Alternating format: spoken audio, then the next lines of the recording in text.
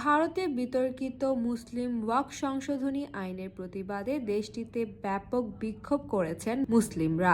শীর্ষস্থানীয় মুসলিম সংগঠন all India Muslim personal ল বোর্ডের উদ্যোগে দেশটির দক্ষিণাঞ্চলীয় শহর হায়দ্রাবাদে এই বিক্ষোভ করেন তারা। বান্ডেল থাকলে প্রতি সেনমানিতে টাকা বাঁচবে।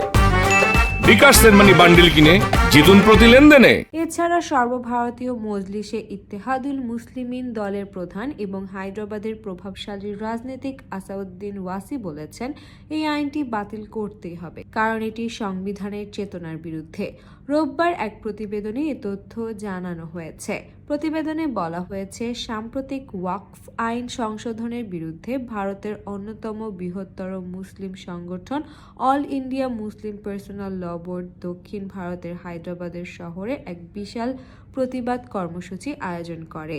শনিবার হাজার হাজার মানুষ এই কর্মসূচিতে অংশ নেন। ইতোমধ্যেই ডজনখানিক পিটিশনও সুপ্রিম কোর্টে দাখিল করা হয়েছে।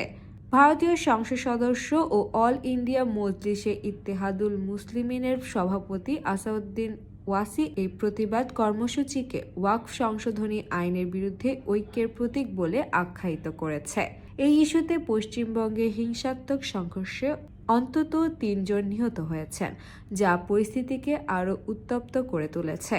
অল ইন্ডিয়া মুসলিম পার্সোনাল ল বোর্ডে ওয়াসির নেতৃত্বে এই আন্দোলন এখন সারা ভারতব্যাপী শান্তিপূর্ণ গণ আন্দোলনের রূপ নিয়েছে।